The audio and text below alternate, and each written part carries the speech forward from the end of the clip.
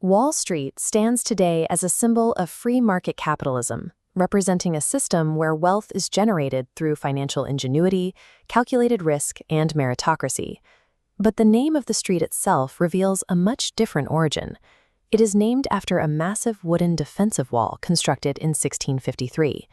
The Dutch settlers who occupied the colony needed a barrier to protect themselves. To build it, they forced enslaved Africans into heavy physical labor. Their uncompensated work extended far beyond that single barricade. They cleared the surrounding land, constructed the early docks, and laid the city's physical infrastructure. This global center of the free market grew from a physical footprint carved out by the forced labor of human beings. By 1711, the city's Common Council established an official market at the corner of Wall and Pearl Streets. This was a city-sanctioned financial hub designed specifically for merchants to buy, sell, and rent enslaved people as day laborers and permanent property. You can read this historical marker today, noting the exact spot where the municipal slave market operated. By formalizing this marketplace, New York financiers transformed human labor into a liquid asset, capable of being rented or traded like any other commodity. As institutional banking took shape in the United States, Southern plantation owners needed capital to expand their operations. To secure large loans, they offered the people they held in bondage as collateral. Predecessor companies to modern financial giants, including Citizens Bank and Canal Bank of Louisiana, accepted roughly 13,000 enslaved people as collateral. The math was brutal and formalized.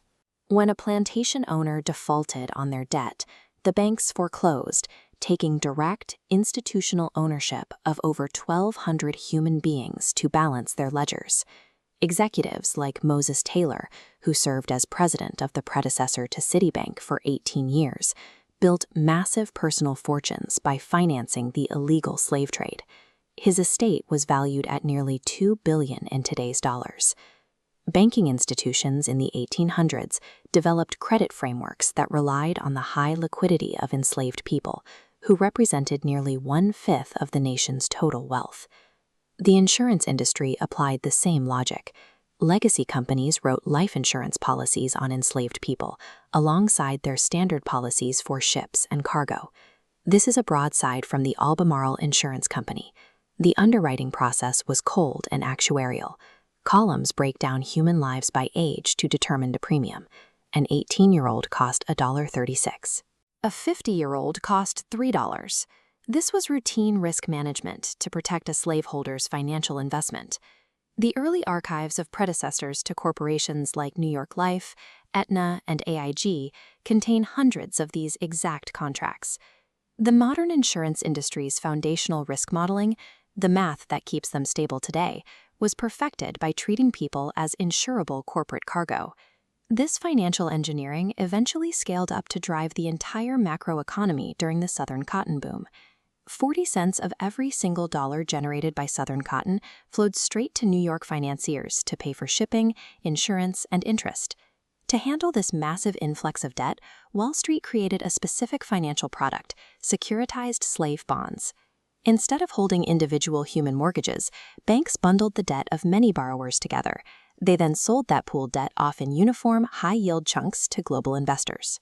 This practice of pooling debt to mask individual risks, a process called securitization, directly mirrors the engineering behind the mortgage-backed securities that destabilized the global economy in 2008.